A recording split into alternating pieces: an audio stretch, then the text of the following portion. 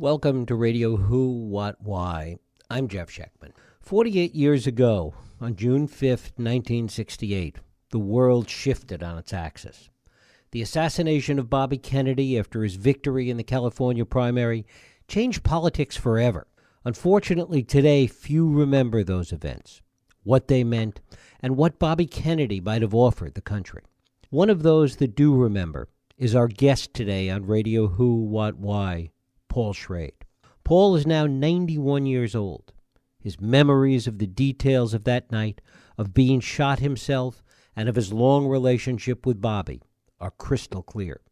The problem is he's not asked enough to tell those stories. During the next 48 minutes, we hope that you'll stay with us for this unique opportunity to go back in time, to actually go back in history and listen to Paul Schrade telling stories and sharing with us some of the very special and personal memories.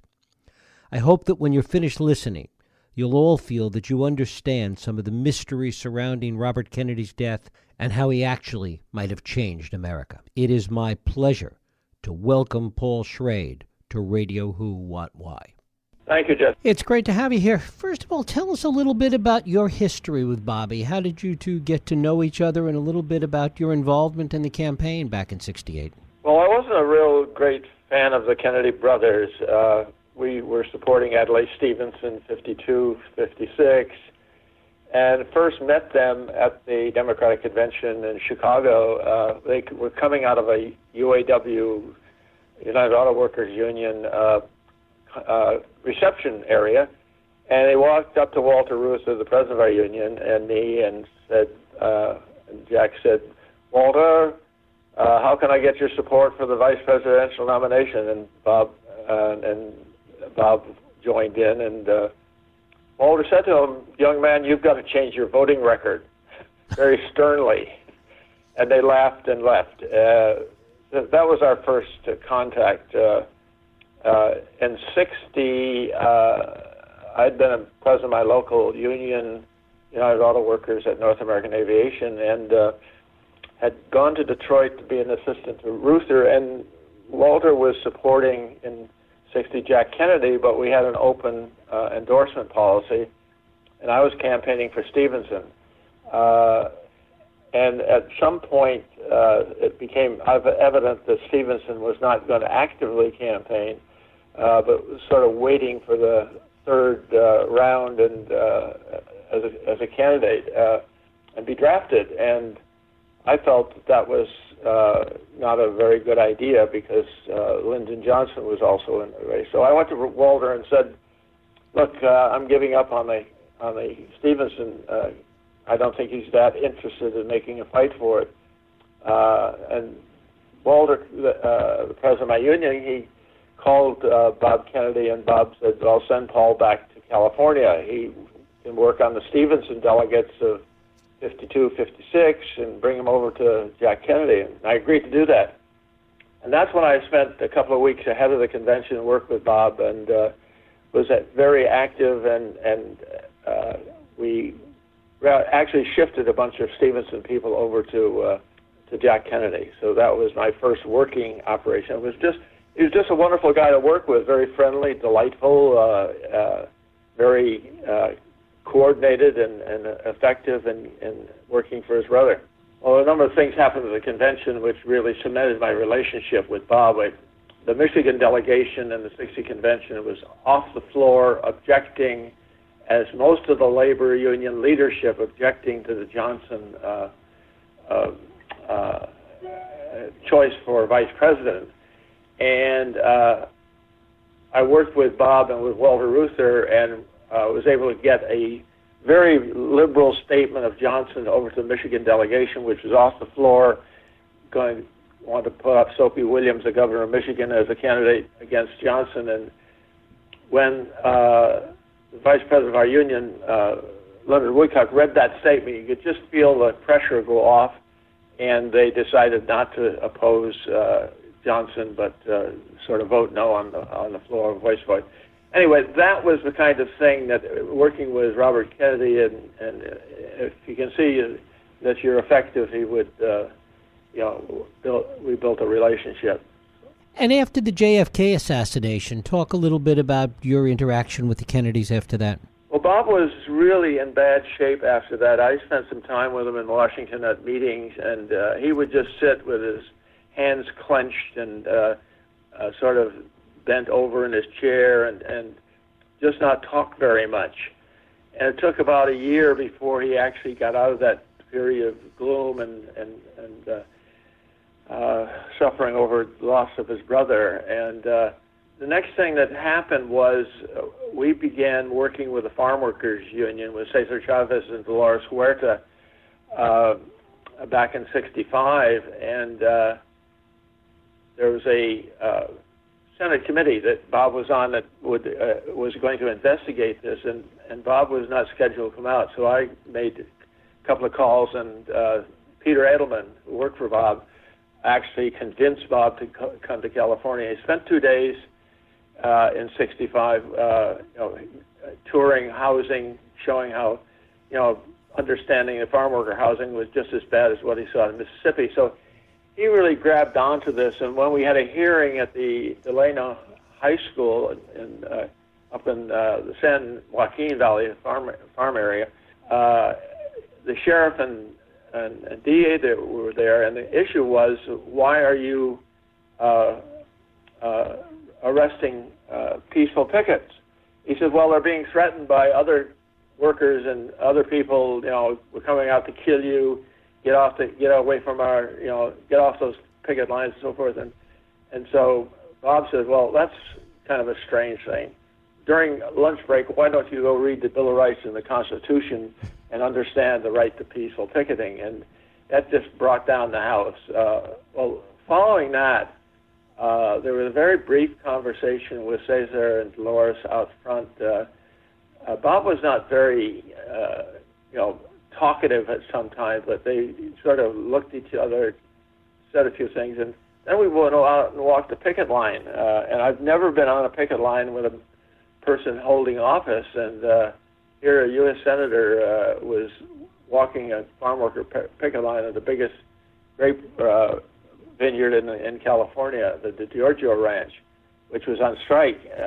And so this was really a wonderful experience, and he really picked up on the movement. And when he was asked to do anything, he would always respond, and it was he built this relationship to a point where 1966,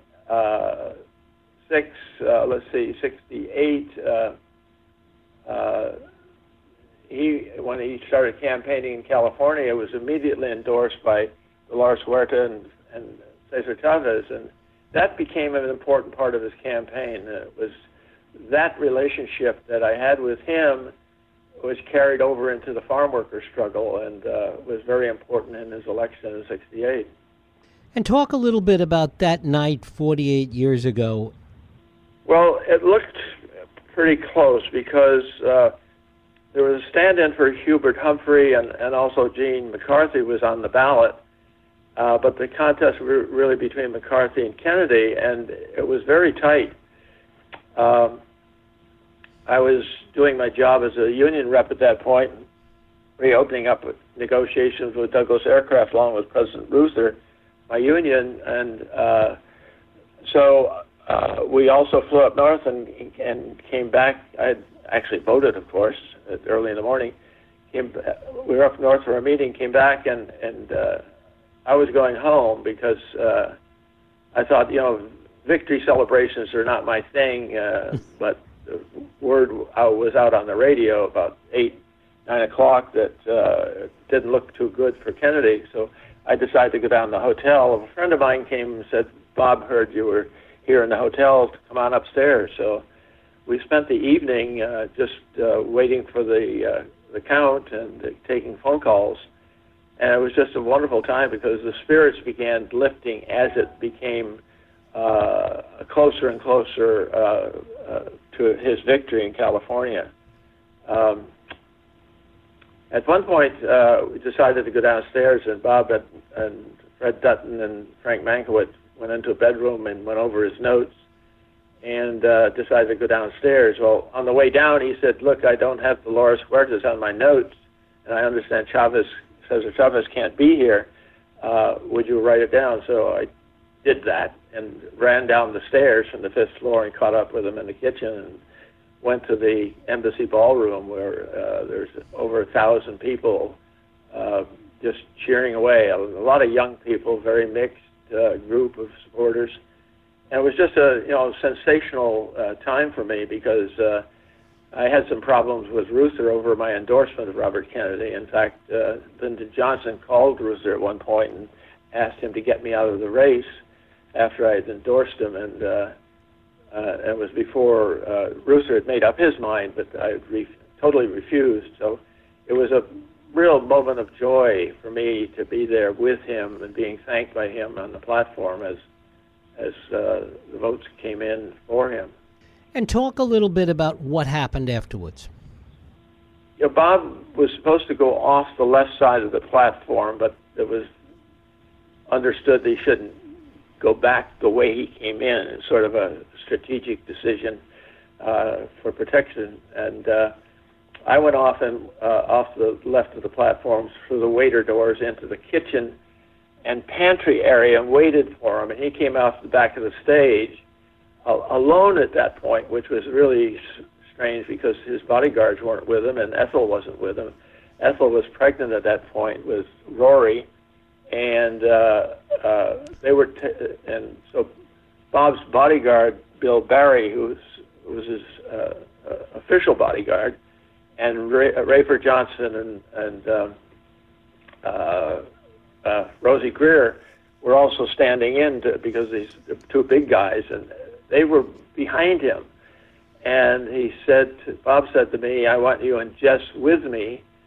And I turned around and saw Jess behind us and waved him on. And Bob then stopped and shook hands with a couple of kitchen workers who I got to know. One was Juan Romero, was the last one to shake hands with Robert Kennedy.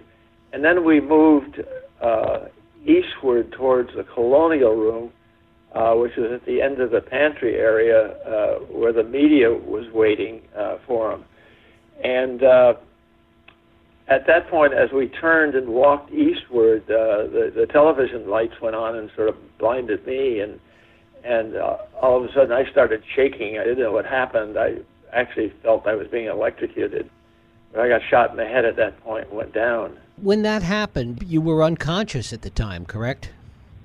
Yeah, I was unconscious at the time and for some time in and out of consciousness as I was being taken care of. I didn't know for some time that Bob had been shot and 4 other people had been shot. But I was being taken care of by a friend of mine from the Retail Clerks Union who actually saw me and thought I was dead and put one of the Kennedy campaign hats over my face. But then he felt a heartbeat and took the hat off and put it under my head. Well, at that point, I knew that Bob had been shot, and he knew I had been shot. And this timing is pretty important because it's important to know that I was shot first. Sirhan got off 2 shots, missed Robert Kennedy, and I was right behind him, about 6 feet behind him at that point, missed Robert Kennedy and hit me in the top of my head. Then somebody else behind Robert Kennedy shot him. And at that time, Bob was heard to say by a young student organizer for Kennedy named Weidrich. It was reported by UPI, and then the FBI. I didn't really believe the story for some time because I thought it was a little weird that Bob would be that knowledgeable. But he said, Weidrich said he heard Robert Kennedy say, "Is everybody okay? Is Paul all right?" So he was aware at that point. That was confirmed later. I found the FBI statement of Dr. Stanley Abo. Bob must have asked him too a few minutes later because Abo said to Bob, he said, "I just checked on Paul. He's breathing okay. He's going to be all right." And Bob closed his eyes. And I sort of interested in other things he said. The only other things I knew he said after that got reported was that when Ethel got to him a few minutes afterwards, because she was pushed down as the bullets started flying by Rafer and Rosie and Bill Barry down on the floor. So when she got to him, he said to her, "Ethel, oh Ethel," and Ethel said to him, "You're going to be okay, Bobby." And the last thing I knew that he said was that as he was being lifted on a gurney, don't lift me, don't lift me. And that was it. The horrible, horrible night, and it just we didn't know for some time whether he was going to live through it, but within 24 hours he had died. The official version of what happened that night has Sirhan as the only shooter. At what point did you really begin to think that first of all, that wasn't the whole story, and when did you begin to be active in trying to bring to light other facts about it? Well, I accepted everything. I really was torn apart by this. I wasn't doing my job in the union. I was regional director of the United Auto Workers Union for 100,000 workers in the state of California with a staff of 30. And people began saying to me, "Paul, you've got to settle down. You're angry, you're depressed." I finally was defeated and knew I was going to be defeated for office when I was up for re-election in '72. And I just felt, I had to get out of it. And I went back to work in the factory, which is a very quiet, organized place where I could suffer through the rest of this. It was just a terrible, terrible time. But then I kept, during '71, '72, I was still active in the anti-war movement and was one of three co-chairing of the biggest rally in California, about 200,000 people up in San Francisco. And the important point about that was that I met my wife at a party after that, Monica Weil, who became my wife, and that was, a good decision of going back to work and being married, because I sort of had a more settled kind of existence at that point, because it was just horrible getting over the loss of Robert Kennedy, what it did to me, but also what it did to the country and to his family and to a lot of other people who were relying on him. So it was a terrible recovery period. Well, in '74, Allard Lowenstein, who was head of the Dump Johnson movement, was a member of the Congress, had been a member of the Congress, high on the Nixon enemies list. He came to me and to Monica here at our home in L.A. and said, you've got a role to play in this. There's some issues that we think show that we don't know everything about what happened that night. He took me down to meet that night a couple of people, and they were right here in our neighborhood, 4 or 5 blocks away. Lillian Castellano and Floyd Nelson had actually began investigating the case back in '68, and here it was '74, '75, and I didn't know anything about what they were doing.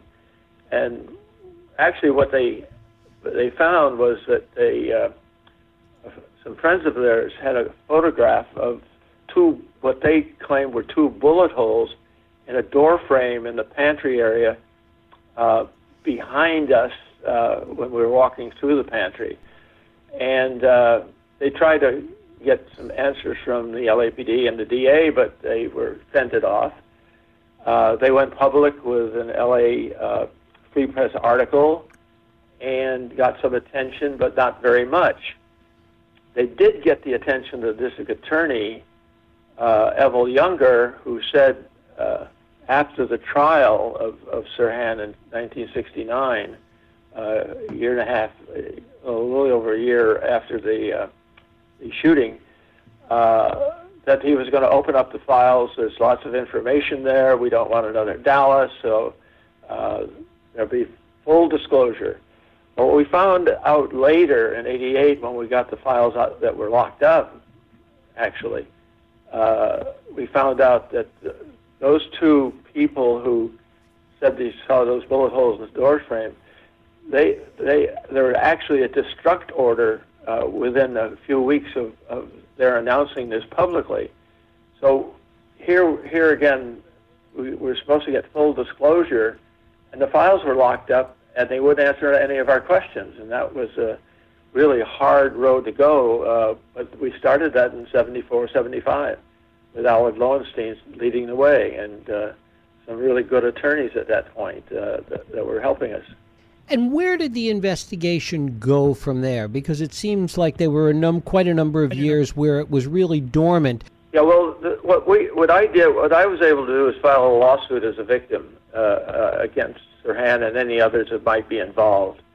And the judge granted us access to the files, but we only got a few photographs. They said we don't have the files, and which is a lie. And so our next move was to ask the court to set up a panel of experts and refire the Sirhan gun to see if they matched the bullets that were in evidence. And we were able to get that. CBS actually came in on the lawsuit, CBS Network, and so we had their attorneys and our attorneys working on this very diligently.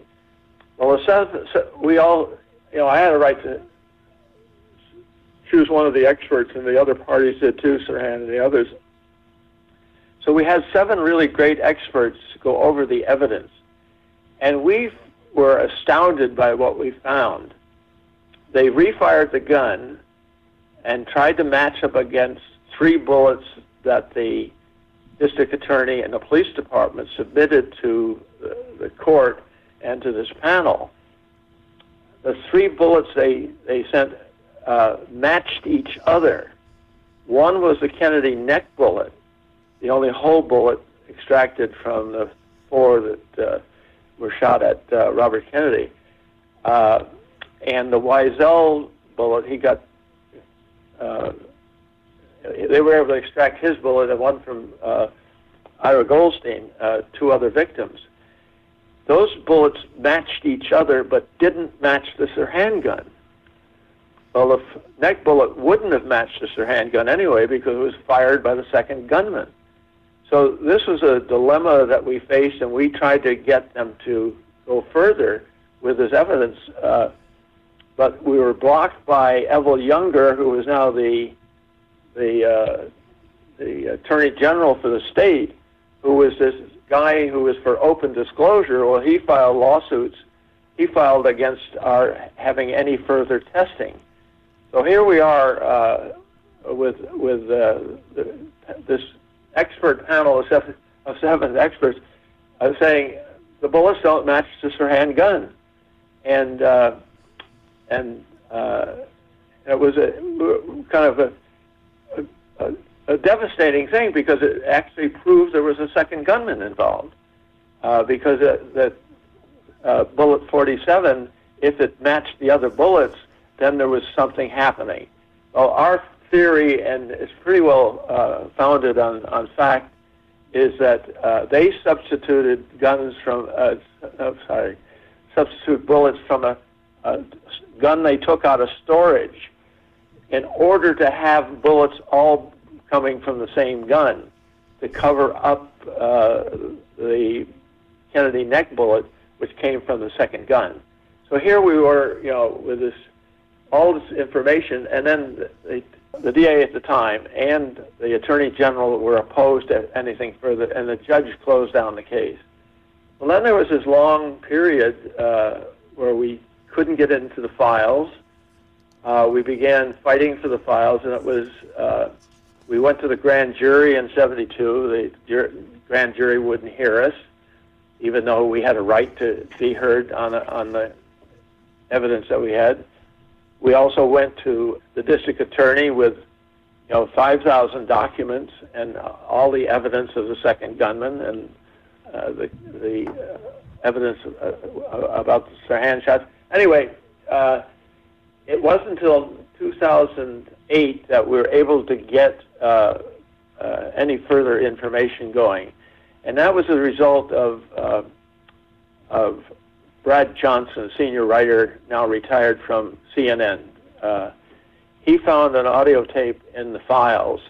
I should have said the files. We actually got the files in 1988, and they went into the California State Archives. A major list came out saying this evidence has been destroyed or is missing, which really, again, complicated the case. Well, Brad Johnson's discovery that there was an audio tape in the files that had a label on it saying maybe gunshots. Well, there were about 200 audio tapes, but many of them had been destroyed, so there were only 200 left. But out of the 200, there's only one that had any kind of audio evidence, because the media people or anyone covering the walk to the media concerts had their tape recorders shut off, and this one guy, a Polish journalist named Brzezinski, hadn't turned it off, and that was the tape that Brad Johnson found. He turned it over to really great forensic expert Philip Van Prague, who at that point had like 40 years in forensics and audio tape stuff, working for a lot of the big corporations. He was able to find 13 shots on that tape and 2 double shots, which meant that a gun expert and firing a gun similar to Sirhan's could not fire it fast enough to. So the 2 double shots showed there were actually 2 guns firing, not fired from the Sirhan gun. So here we had this new evidence, and we took it to the American Academy of Forensic Scientists. They joined us in asking for a reopening of the case. We began moving again to the district attorney here, and also to the chief of police. They wouldn't answer us. They wouldn't. We gave them full files and a book, a textbook on the case written by Van Prague and his co-author Robert Joling, who'd been a judge and a lawyer and taught forensics in Arizona College. These 2 experts put all of this evidence together, all the files together, in a 500-page book, and they published 100 just for lawyers and experts. And so at this point, we were able to advance the case, but again, going to the DA, going to the chief of police, going to the U.S. attorney, going to Holder, and going to Holder, the Attorney General of the United States, a friend of the Kennedy family, with a letter from Bobby Kennedy supporting a new investigation. We never heard from them. They just closed the door on us. They wouldn't answer. Now, our understanding of that is we know that there was a second gunman, that the evidence shows there was a second gunman, and they're just not ready to expose that to the public. And because they know what we know. And we know that there's evidence there of the second gunman that's so clear and concise that any person, even a rookie police officer, would know that there was a second gunman firing that night. It's easy to see why the district attorney in Los Angeles and the LAPD has resisted the reopening of this. I mean, there was clearly a rush to judgment on their part. They're looking to protect their interest. Why do you think there has been such resistance with respect to the Justice Department? Well, first of all, we were finally told by the U.S. attorney it's not a federal case. That wasn't any position that Attorney General Holder gave us. He just didn't answer us. But Andre Barat, the U.S. attorney for our section of California,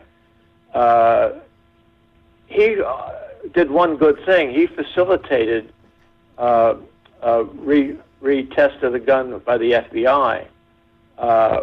We got Van Prague to give his scholarly paper on the evidence of the second gun, 2 guns and 13 shots. That went to the FBI lab, so he was cooperating that way. But the lab came back and said they couldn't even find 8 shots of Sirhan on the tape.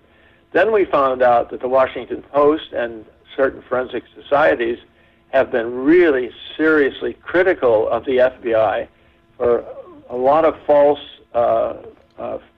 falsified forensics on a lot of gunshot cases.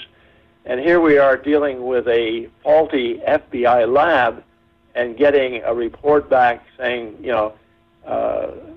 that they can't even find 8 shots, and also saying that Ben Prague hasn't cleared this with his fellow scientists, that system. You have new evidence and a new discovery, you've got to do a peer review. Well, what the hell? Here we have this information, and they could have used it. And we actually agreed to. I agreed to send Ben Prague to the FBI lab, but that was ignored. Anyway, so here we are. Now it's a local case. The U.S. Attorney and the Attorney General couldn't have done anything with it, although they could have recommended to the locals to go with it. So it's really a state and local case, and that's where we are at the present time. Sirhan does have a case going. 2 really great lawyers, William Pepper and Laurie Dusek, who are operating on the basis that Sirhan was programmed, and that's been proven with a scientist out of Harvard, a guy from Harvard Medical School, has shown that Sirhan was easily manipulated through hypnosis and probably was programmed. Well, I don't go there with that. What I'm doing is going on the physical evidence and actually going after the prosecutors, indicting them for falsifying evidence, for destroying evidence, and ignoring the fact that that Sirhan was actually a captive after the 2 shots, and in no way could have shot Robert Kennedy. The 2 shots at Kennedy, one hit me, missed Kennedy. He was then captured and thrown up against a steam table, face down, with his gun hand being pounded on the steam table, so his gun was firing away from Kennedy, westward, and Kennedy was eastward. And that was at the point, as he started firing a gun, 6 more shots, according to the audio tape, the second gunman at the same time, they were firing in unison, 6 westward by Sirhan and 4 eastward into Robert Kennedy by the second gunman. So we get over that hurdle of trying to get peer review of the audio tape testing by Ben Prague, where he proves 13 shots of 2 guns and 2 different guns shooting in opposite directions. We can now prove that with the fact that Sirhan fired those 2 shots, missed, and then with his hand being pounded on the steam table, shot 4 other people with 5 shots. So here are 2 shots that he got off at me and Robert Kennedy, 5 more shots wounding 4 people, and 1 shot going through one of the guy's pants.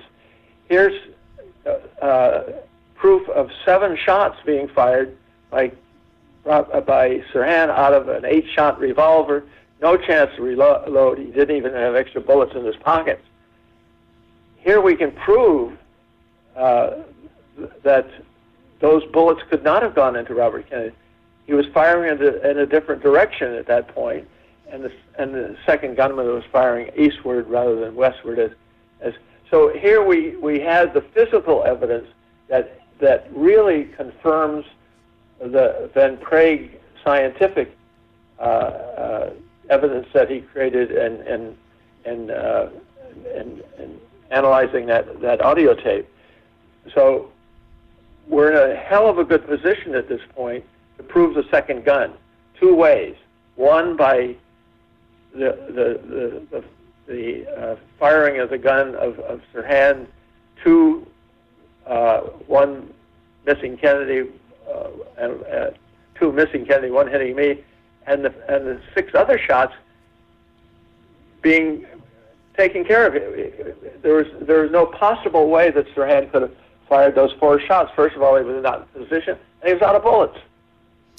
And it's that kind of physical evidence now that we have that proves the Van Prague scientific stuff, that they sort of say, well, you don't have peer review, which is an asinine position taken by the FBI, by the DA, and by the police chief here. It's important to point out, too, that over the years, Sirhan's position has been that he remembers none of it. Yeah, I really believe him, and he understands that, and he says this, if I, confess to this and I was able to remember enough, I would have been out of prison a long time ago. He would have been up for parole in 1974. And if he'd been behaving himself from 69 to 74, he would have been out of jail by now. So he's in this terrible position saying, I don't remember, and believing it, and not being able to get out of prison. If he actually was out there saying, yes, I did it, I know I was doing it, I did it for this reason, this, and made a total confession, he'd been out of prison by now. So his memory problem is a serious one, and I think that in a way substantiates it, that he knows if he had confessed earlier or done something to clear the record, even though it would be a lie in his own terms, he would have been out of prison. If, in fact, the case were to be reopened, if, in fact, the investigation were to be reopened, and there was a conclusion on the part of all of the law enforcement authorities, from the Justice Department to the LAPD, an agreement that there was a second gun, where does that leave things? See, that's where we are at this point. We know there was a second gun. They won't investigate. They refuse to investigate, and they've refused to investigate for nearly 50 years now, 48 years. And that they'll continue to do that. How we get them to come to that, even to recognize they have a responsibility here, is a very difficult thing to do, because they know what we're saying is correct, because we're on the record. We've got a book on it. We've submitted files to to several district attorneys, to this district attorney, Jackie Lacey, to this chief of police, Chief Beck, Charlie Beck. And they know the case, and they know that there was a second gunman, but they're not willing to admit this and put their whole apparatus in some sort of jeopardy.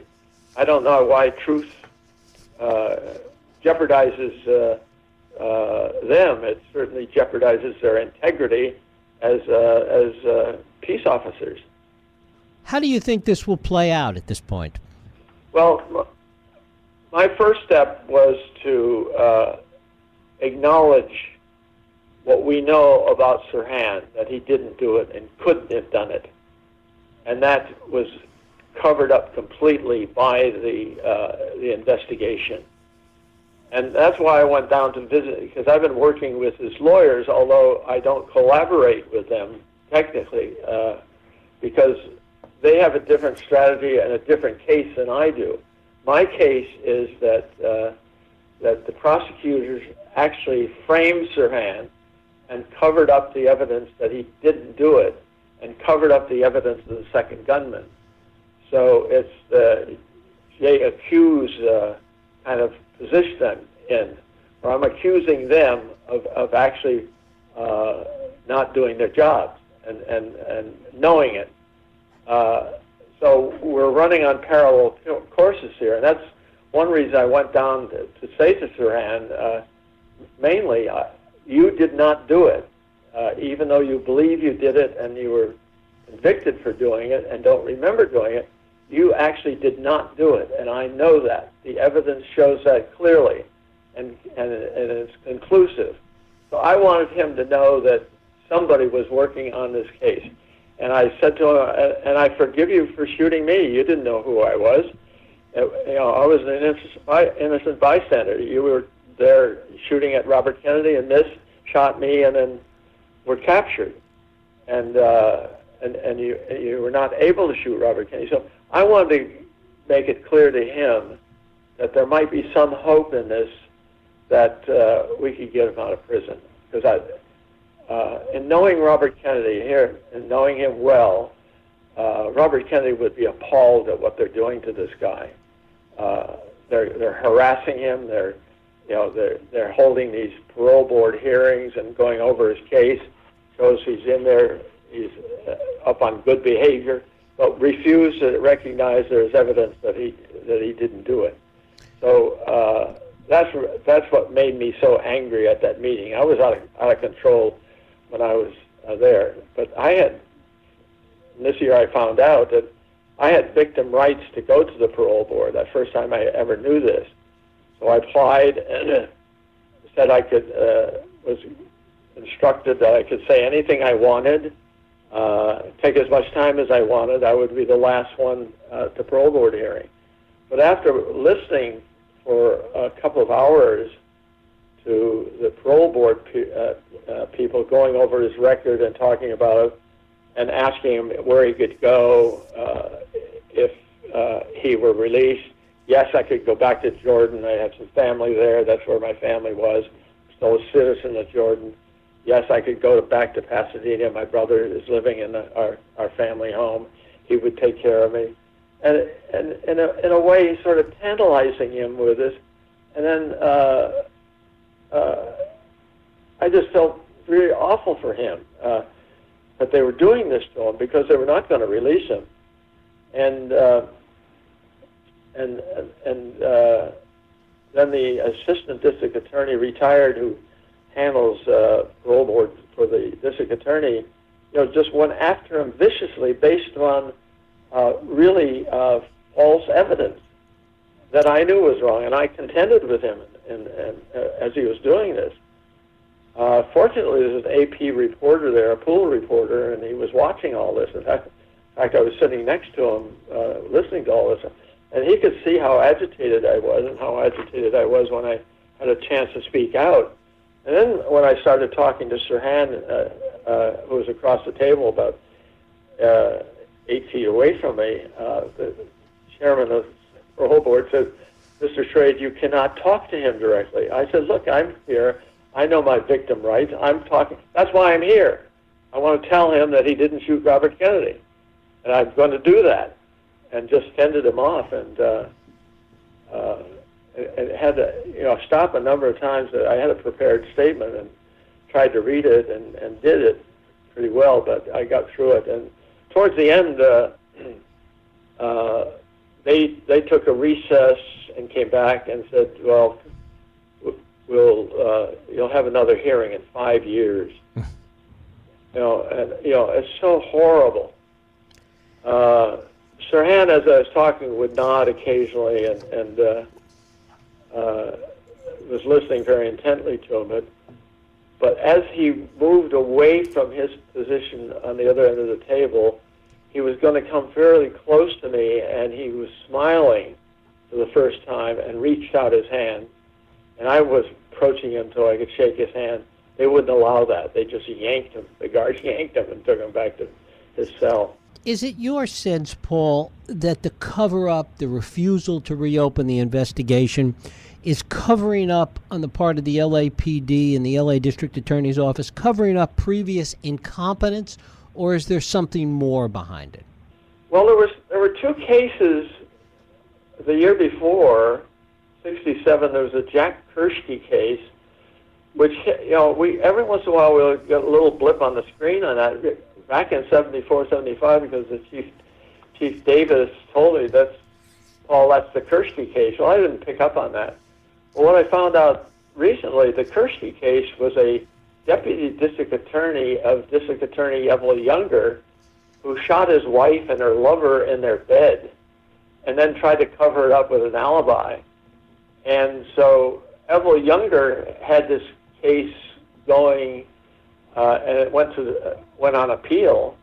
The guy was convicted, wasn't jailed, went on appeal. So here, Evelyn Younger had this sort of scandalous thing happening in his own operation.